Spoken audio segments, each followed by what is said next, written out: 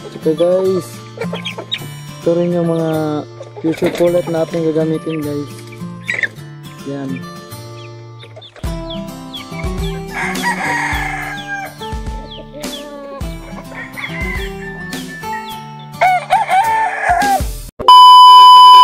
So what's up guys? Itong gunit ko lang guys na ito ang broadcock. Two time winner na siya guys. Dili natin siya ilaban kaya siya itong broadcock rin na sweater. So good morning mga ka-farmers. So ngayon mga ka-farmers, kung nakikita niyo itong ito yung broadcock natin dito. Actually dalawa to sila, sweater. Yung isa galing kay Boss Kenneth Bartolaba. So, yan. Yan ang isa. Tara, papakita ko sa inyo ang mga pullet natin gagamitin para dyan. Let's go. So, dito guys, dito natin nilagay ang ating gagamitin na pullet. Oops.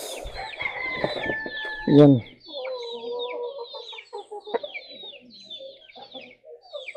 Ito yung gagamitin natin isa guys. Saka ito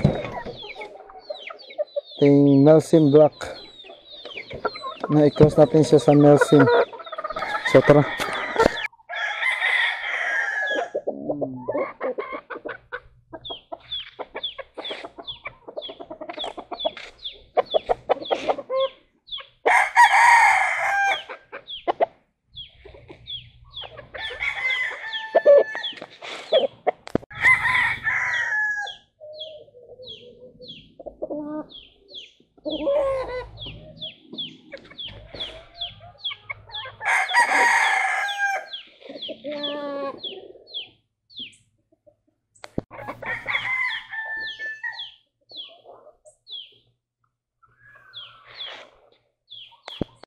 Ito guys, ito yung Melsim natin guys. Tapos ang partner niya is sweater. Yan. So kunin ko lang yung pangatlong babae guys. So guys, ito yung sinasabi sa sweater na galing kay Boss Kenneth Bartolaba. Yan.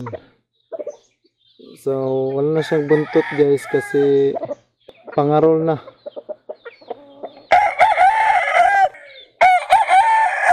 Yan. So gagamitin din natin yan guys.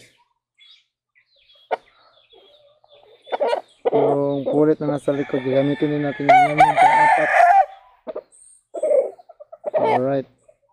So guys, thank you so much guys sa mga nag-avail sa tuang breeding.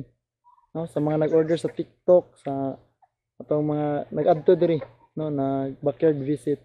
So, kaya guys, quick lang nato na ipakita sa inyo guys na itong gamit. Actually, 4 ni sila ka pullet and 1 broadcock, 4:1 na siya guys. Atong paggamit sa pag-breed, another load na to, another pag-breed na to guys. So kana lang, I hope na nag-enjoy mo sa kaninga video, and please consider to subscribe and like this video, and please share this videos, and abangan niyo guys ang pagtapos natin sa ginagawa nating kulungan ng manok. So let's go. Thank you.